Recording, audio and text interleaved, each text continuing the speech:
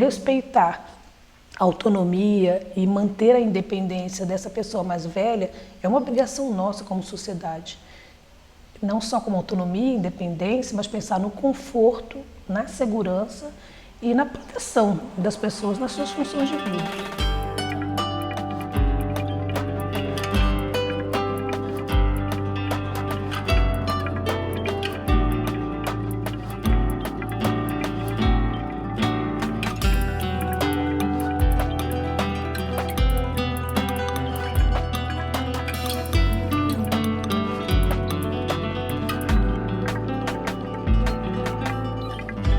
Gerontecnologia é um conceito novo, especialmente aqui no Brasil, mas ele se destina a descrever o encontro desse desenvolvimento tecnológico com o envelhecimento da população. Na verdade, ela nasce como conceito, como campo de conhecimento interdisciplinar da necessidade de pensarmos soluções para muitas demandas que os idosos têm em suas vidas, e aí pensando o idoso de uma forma muito ampla, né? Não só pensando o idoso que precisa de cuidados, mas de uma forma, a vida, né? O idoso em sua vida normal, natural, e também pensando que a tecnologia ela pode oferecer soluções, né? Assim como ela está integrada em todos os aspectos da vida. Ela se organiza em 5 dimensões, que atividades de vida diária, saúde e autoestima, comunicação e governança, mobilidade e transporte. Essas dimensões, a gente olha, né, uma pessoa mais velha a partir de um recorte de 3 eixos. E esses eixos, eles se dirigem ao engajamento, enriquecimento pessoal, compensação para quando alguma habilidade ou competência que uma pessoa mais velha tem começa a declinar, e também ao cuidado e organização do cuidado. Eu acho que é extremamente importante essa organização de pensar a gerontecnologia dessa forma, primeiro porque nos convida a olhar diferentemente para a pessoa mais velha, né? A gente tem um olhar muito focado naquilo que está declinando, como as habilidades visuais, como as habilidades motoras ou cognitivas, né? Mas a gente teria que pensar, por exemplo, na pessoa que trabalha, na pessoa que é um empreendedor, que viaja, que estuda, e que a tecnologia ela pode ser uma solução muito interessante, né? Ela pode trazer soluções interessantes para que essas pessoas continuem engajadas.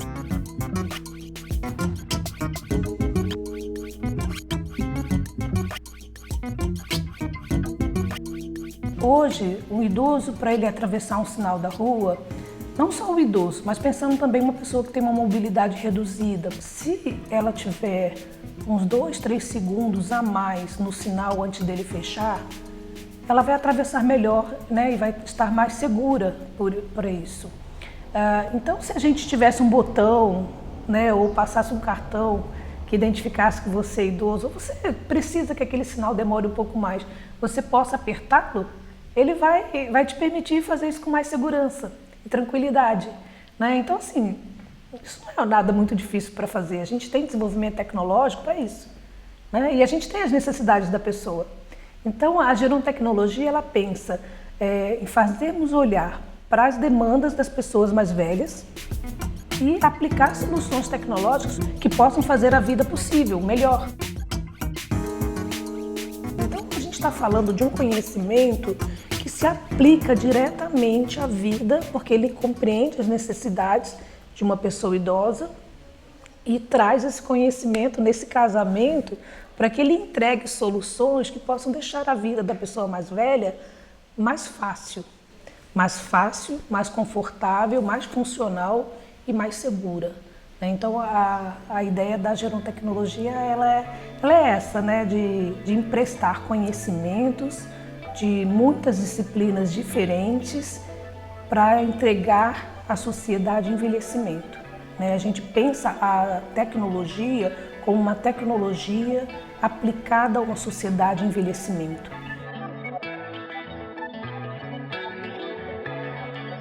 Se nós compararmos o envelhecimento do Brasil nos próximos 30 anos, nós vamos aumentar a população total de pessoas idosas, hoje em torno de 31 milhões, para 67 milhões. Faça as contas. Basta que você tenha 30 anos, para daqui a 30 você chegar aos 60, a tal da velhice. Nós vamos sair de 14% para 31% num estalar de dedos. Tem um impacto, claro, nos serviços de saúde, tem um impacto social, tem um impacto de como se vive, de que tipo de cidade nós vamos precisar, porque cada vez mais as pessoas vão envelhecer em zonas urbanas. E o século XXI vai ser caracterizado pelo envelhecimento. Vai te dar amplas oportunidades profissionais, mas também para toda a sociedade. E a Simone de Beauvoir nos avisa isso. Mas para isso é preciso que a gente tenha uma construção social do que é o envelhecimento. Que a gente olhe para a raça, para gênero, para as desigualdades, para que a gente possa fazer sentido do que seja o envelhecimento. A gente já tem um número maior de avós em relação ao número de netos, né? Então, assim, a gente está numa mudança demográfica importante. É ultra necessário que mudemos as nossas formas de lidar com a pessoa mais velha, né? Idoso, tecnologia, sempre estiveram aí, sempre fizeram parte, né? Uma pessoa mais velha aprendeu muitas coisas ao longo da vida delas. Ela pode aprender mais essa, né? Assim como as pessoas mais jovens vão aprender, né, outros contatos e outras coisas que a gente diz, olha, esse jovem vai, né, não vai aprender uma boa relação, um bom reconhecimento aí das outras pessoas. Vai aprender também, todo mundo tem muita chance de se modificar e se adaptar àquilo que vem, contanto que a gente possa melhorar a sociedade. O que é o envelhecimento ativo? É um processo ao longo da vida. Olha lá o Cícero, olha lá a Simone de Beauvoir. Ao longo da vida, para que a gente possa se preparar para a melhor coisa que nos pode acontecer, que é envelhecer. Morrer cedo é que não serve.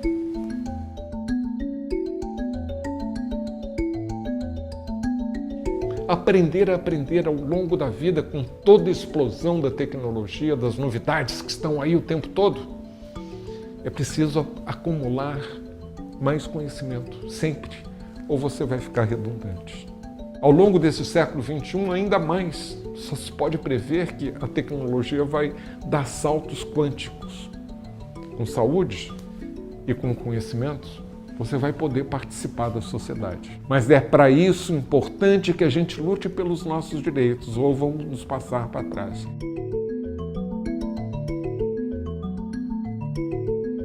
A questão das relações entre gerações mais jovens e mais velhas, ela é extremamente necessária para ambos os grupos, né? Para os idosos, especialmente se eles puderem olhar para essas habilidades que as pessoas mais jovens desenvolvem no uso da tecnologia, né? As mudanças sociais, elas vão exigir, né, que os mais jovens tenham essas competências. Então, muitas vezes, a pessoa mais velha, ela minimiza, ela desvaloriza o uso das tecnologias pelos mais jovens. Então, eu acho que isso é muito interessante para reconhecer o valor que os mais jovens têm. Por outro lado, os mais jovens podem reconhecer todo o aprendizado que se conecta com experiências muito grandes, muito maiores. E acho que isso é legal. Eu acho que a questão também é reconhecer e poder lidar com algo que é diferente de si mesmo. Cícero, há mais de 2000 anos, e eles já estavam nos alertando. O envelhecimento não é alguma coisa que acontece assim de repente, paf, fiquei velho. Eles já estavam nos alertando que o envelhecimento é um processo de vida. E para se preparar bem para esse envelhecimento, quanto mais cedo a gente começa, melhor, mas nunca é tarde demais. Mas tem que cair a ficha, porque o que nós estamos vendo e fica bem descarado agora, com todo o problema da Covid, é que as pessoas não se assumem. Elas não percebem esse envelhecimento. Eu vejo entrevistado em cima de entrevistado, psicólogos, economistas, infectologistas, pneumologistas, que são tão ou mais velhos que eu, maravilha, mas eles não se apresentam como tal. Um velho é aquele outro. Em vez de celebrarmos a gente fica falando de envelhecimento como um fardo. Que pesado, que problema. Para nós individualmente e para a sociedade, não. Não há nada de errado com a velhice, o que há de errado é a nossa atitude em relação a ela. Você não introjeta, você não está percebendo que o velho está dentro de você. Você que é o jovem hoje tem em si esse velho que vai emergir, mas esse velho que já emergiu tem todo um passado e uma história que você tem que observar. Mas se você não tem contato com esse velho, você não vai ter essa percepção. É importante encarar o envelhecimento, abraçá-lo como uma grande conquista, celebrá-lo. Eu chamo a atenção para uma questão muito importante, que é a questão do etarismo, do ageismo, né? Que é esse preconceito que uma pessoa tem em relação ao outro porque é mais velho. Né? E aí, né, assim, acho que a gente ouve muitas vezes os mais jovens, especialmente, falarem que idoso e tecnologia não combina. Na verdade, idoso e tecnologia sempre combinou, né? A pessoa mais velha sempre usou tecnologia, diferentes dessas, mas sempre usaram, né? Então, combina, sempre combinou, né? E uma pessoa mais velha sempre dominou muitas coisas, e ela também consegue, né, aprender. A maior peste que afeta o negro é o racismo. A maior peste que afeta as mulheres é o sexismo. A maior peste que afeta a população LGBTI é a homofobia. A maior peste que nos afeta a nós idosos é não nos dar o valor.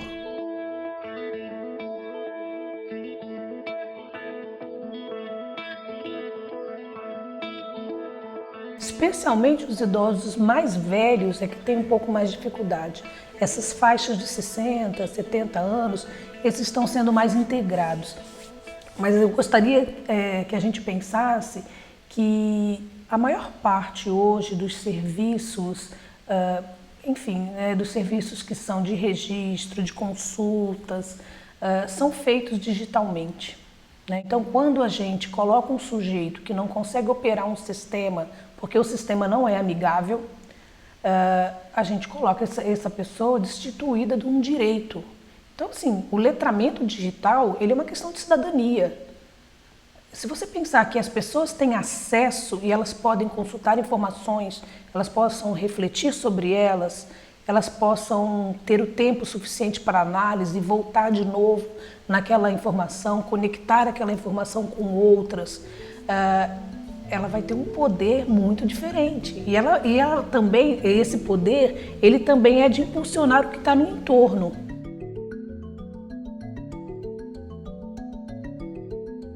A questão também do letramento digital, ele é tão importante e ele tira a dependência que muitos idosos têm de pessoas mais jovens.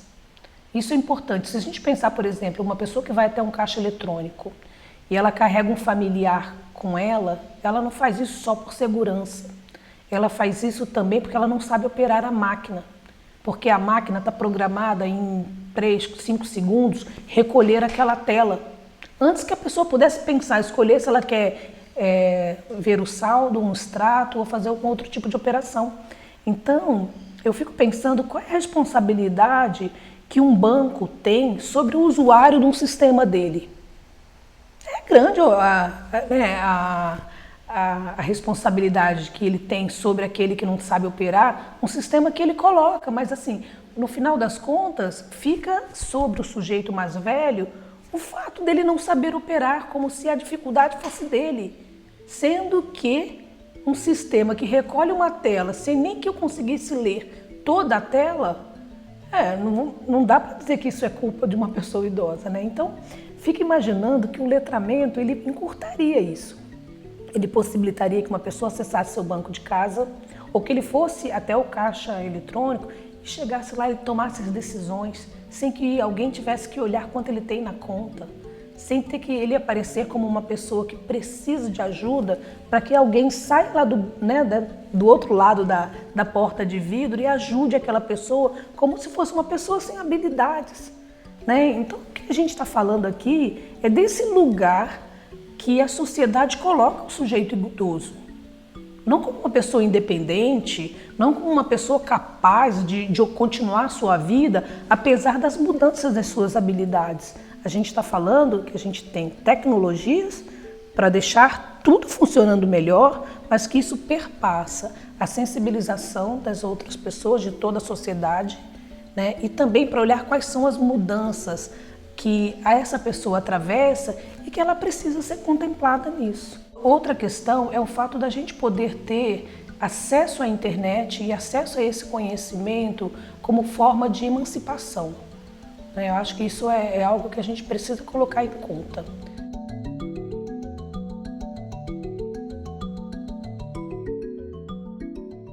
Foi muito interessante observar o início da pandemia e o momento que a gente está agora, especialmente porque no início a gente olhava para o idoso como uma pessoa que estava sendo ameaçada, né, por essa contaminação possível, mas que era uma pessoa que precisava basicamente de comida e remédio.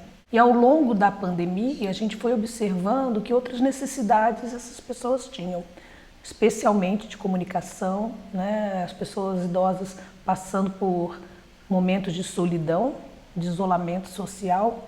E aí foi possível observar quantos idosos não acessam ou não usam o celular. Muitas vezes os idosos têm celular, têm os aparelhos, mas não sabem usá-los.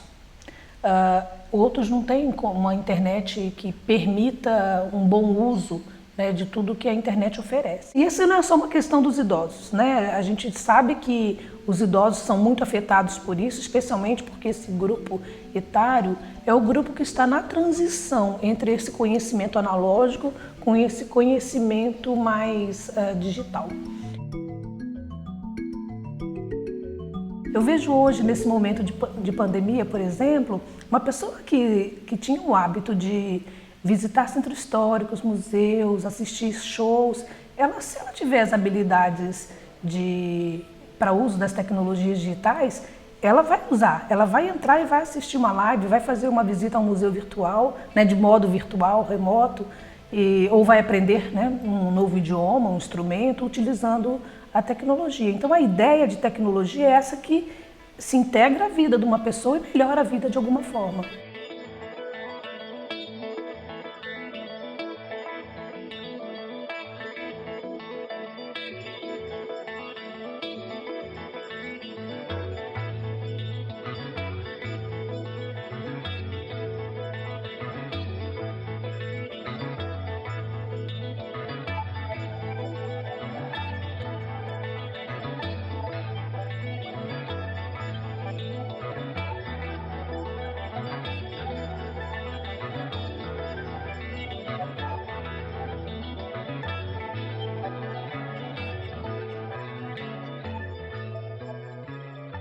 A função do Estado é muito importante. Pensar os sistemas de educação, de mobilidade da cidade, de garantias de direitos, e essas garantias elas incluem o não empobrecimento da população mais velha ao longo da sua vida, a gente olhar quanto que a gente vai ganhar ao final da vida, se isso vai dar conta de tudo que eu necessito. E aí o que eu necessito está muito para além do remédio e está garantido pelo Estado, né? É necessário que o Estado garanta a proteção social, o apoio às famílias que cuidam, né, a oferta de educação, de cultura, de transporte, de mobilidade na cidade, de turismo, de saúde, de assistência amplamente. E o que a gente está vendo hoje não é isso. A gente está passando por um momento difícil no qual os direitos estão sendo perdidos. Como sociedade, a gente tem uma responsabilidade por uma briga muito importante, uma luta social para que a gente garanta os direitos dos idosos. E acho que isso é algo que perpassa desde estacionar num lugar, numa vaga para o idoso, né? Aí a gente pensar que o idoso possa escolher o seu celular igualzinho ele escolhe seus óculos, né? Quando você perde o propósito ou nunca teve, para quê? Mas também para que viver até os 30, 40, os 50, os 80? A vida só tem significado e ressignificação quando a gente está constantemente tentando aprender. Quanto mais tempo a gente vive, mais longa a maratona. Uma vida mais longa pressupõe perdas. Perdas de afetos, perdas de amigos, perdas de familiares, perdas de status, perdas financeiras, perdas da saúde, perdas daquela beleza da juventude. Mas se você tiver resiliência, reservas aí dentro, você vai poder superar. Como aquele que correu a maratona pôde ter as suas reservas para superar, encontrar um caminho pelo lado, dar um salto por cima, poder crescer e se desenvolver com essas perdas que a vida mais longa pressupõe. E qualquer sociedade que aspire ser civilizada é uma sociedade que vai poder cuidar desses que são os mais frágeis, os menos resilientes, seja a razão que for. Aqueles que tiveram uma vida precária e precarizada. Aqueles que não puderam chegar no final da maratona bem, mas que estão no final da maratona. A tecnologia, ela sempre foi desafiadora, né? Ela sempre instigou o humano, o sujeito, a dominá-la, né? E a gente tem que pensar na pessoa mais velha, no idoso, como uma pessoa plenamente capaz de dominar o que ele quiser, qualquer coisa. Então, se alguém em algum momento ouvir falar que a tecnologia não serve para você, isso é para o jovem ou isso é para a pessoa de um outro tempo, eu penso que ele não pode cair nessa. Qualquer coisa pode ser escolhida e dominada, né? Nós temos competências e habilidades que possam ser desenvolvidas.